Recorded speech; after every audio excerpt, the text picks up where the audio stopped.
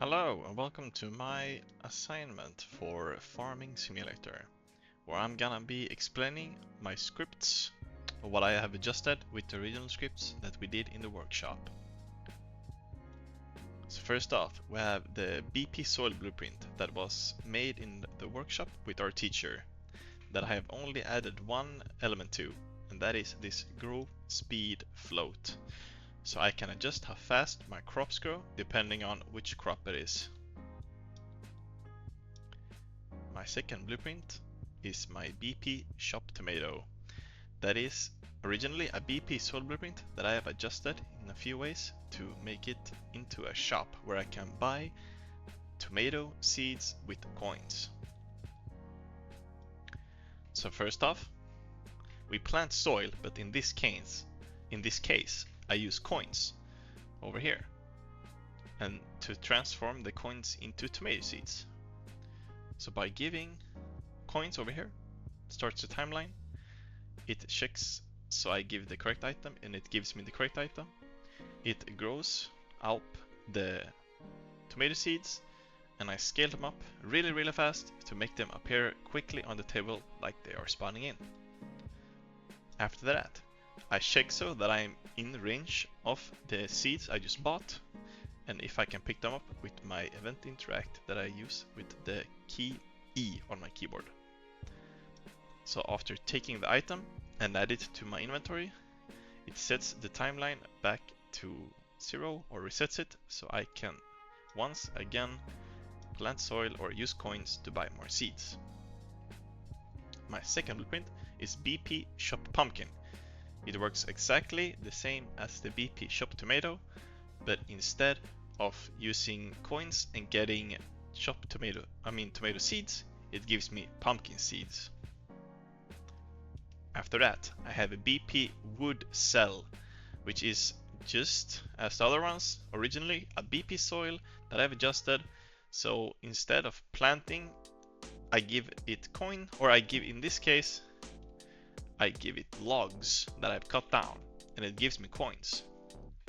So the loop is I cut down logs or trees to get logs, and I sell the logs in this shop to get coins, and with the coins I buy seeds from the tomato shop and the pumpkin shop.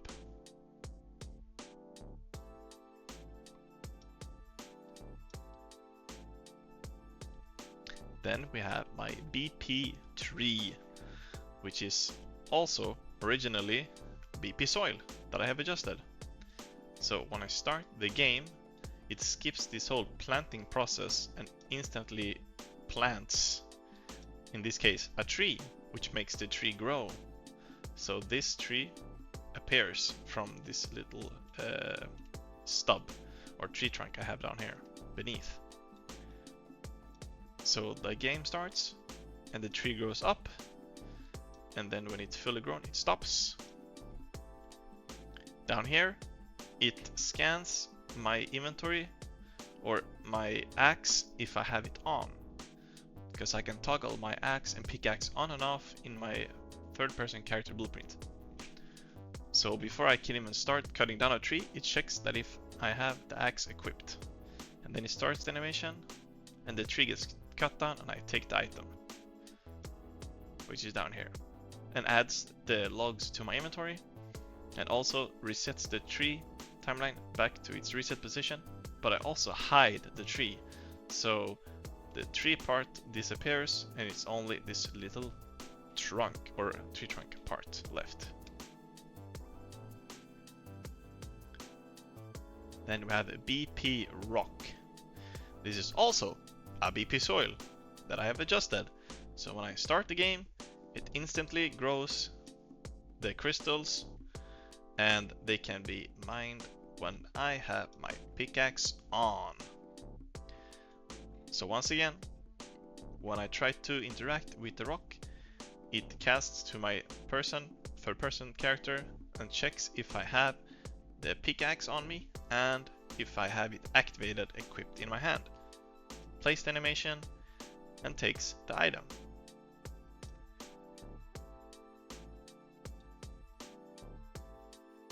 After that, we have BP Rock Blue.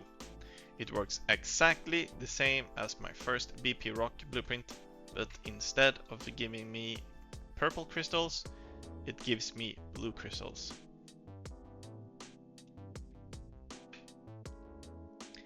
Then I have my blueprint that interacts with the day and night cycle, which was a criteria for this assignment. So when I start the game, a sequence checks the time management, and depending on if it's night or day, it starts different events. So when the night starts, bridge up event starts, and a timeline makes the bridge go up, which makes it closed in some sense, so you can't go over the bridge. And then when the daytime starts, the bridge goes down again, and you can traverse over the bridge. This is to simulate that during the night it's dangerous, so the bridge needs to be up, so the enemies on the other side of the bridge cannot cross over into the safe space. Then I have my BPAI enemy, that is the enemy we made in the workshop, and everything up here is not touched. The only thing I did was add some parts to the, let's see here, the character mesh, so that it looks more like a mushroom. And this enemy has some, let's see here, new things to it compared to the first one, and that is if I jump on top of the head with a mushroom, it casts to my player, or it checks if it's the player, and if it is, it swaps the material on the mushroom to a light red and then back to its normal material. It adds 1 damage to the mushroom, and if the damage amount reaches 3,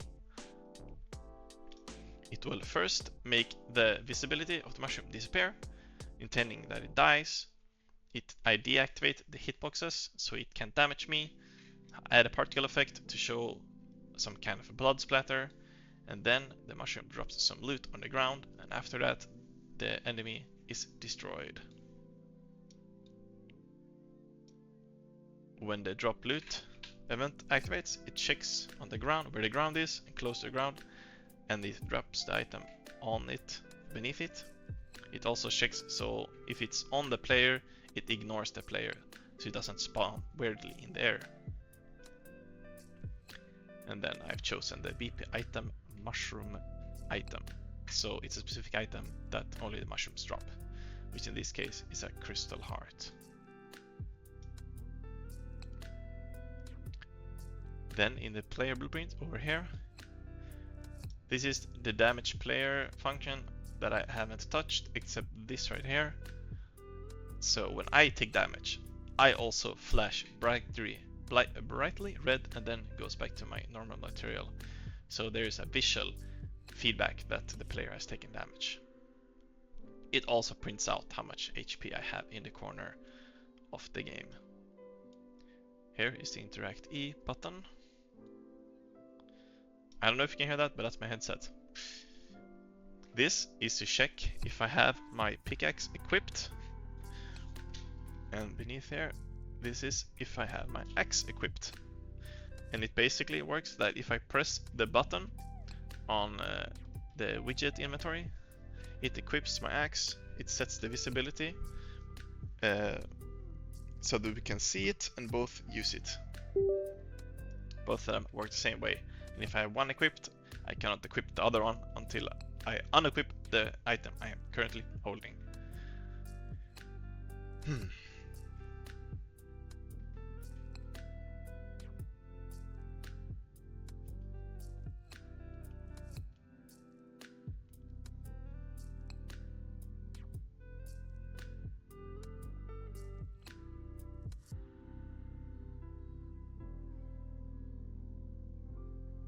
There we go. Autosave done. Up here I have my structure, and I have added this grow speed, like I said before, to make different crops grow at different speeds. And over here is my data table of all the items I have.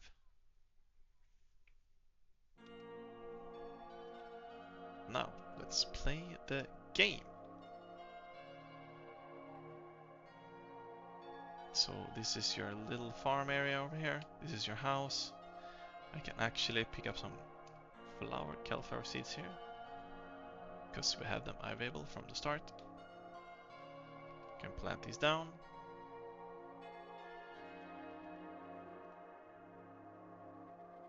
We can already see them growing. But we do not have any tomato seeds or pumpkin seeds. So let's do some other chores instead. We are running low on wood. So let's pick up the axe, equip the axe, and chop some wood. And there we have the logs in my inventory.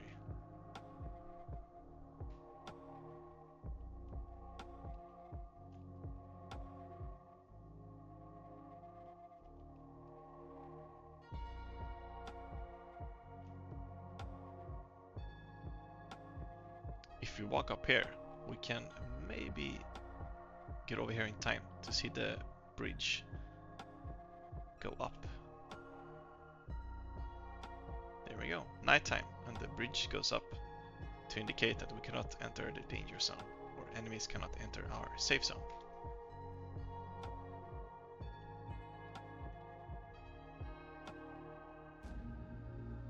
There's a cave over here where we can mine some crystal. But we don't have a pickaxe, but this friendly guy tells us if we give him some vegetables we can borrow his pickaxe. So let's go to the market and sell our just finely chopped wood for some money. And with this said money we can buy some seeds to plant in our farm.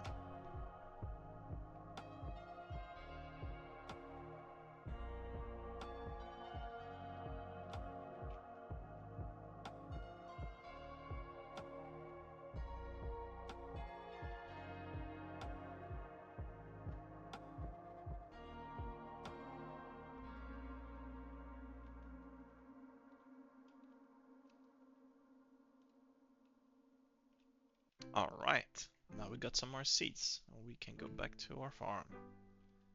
Now the bridge is down again because it's day.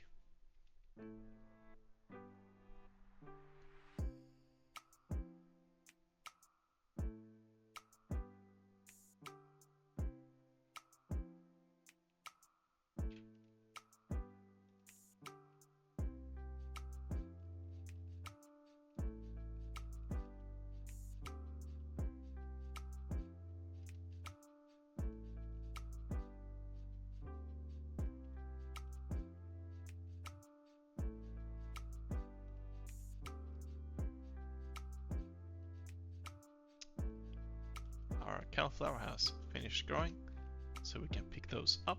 Very nice. Our tomato plant is not really done yet.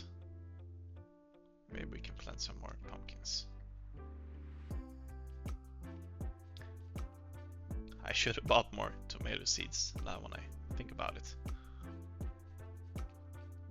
There we go, 6 tomatoes.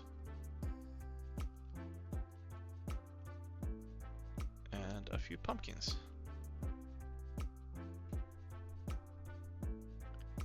Let's go get that pickaxe.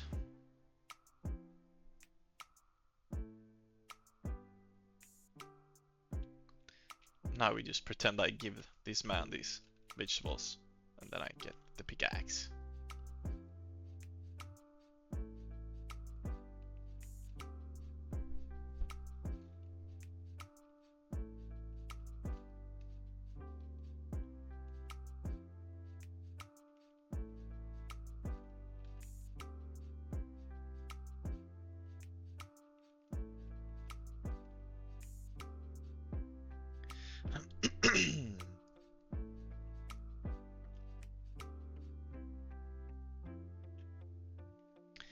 I could even mine these rocks again, but because there's no crystals, I'm not getting anymore. Still at 5.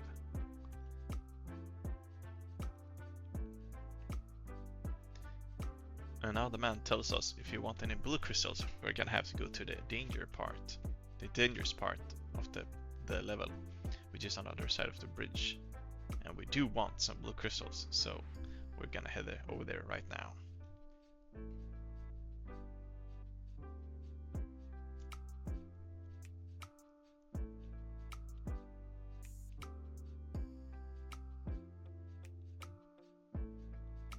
This man now tells us how the gate works if we haven't been here before, or how the bridge works, that it opens and closes depending on if it's day and night. Very kind of him.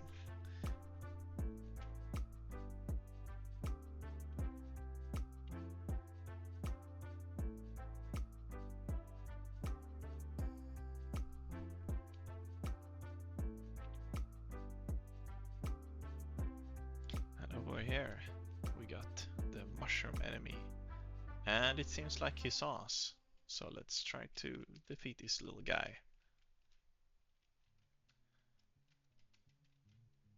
There we go. And then we got a little health crystal. Let's see if I can get these without triggering the other enemy.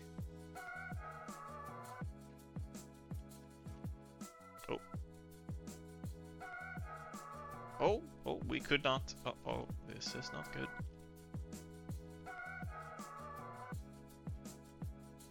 Whoa. There, I took some damage. Yeah, these hitboxes are great. Totally not my fault. Oh. It's running away from me. Excellent.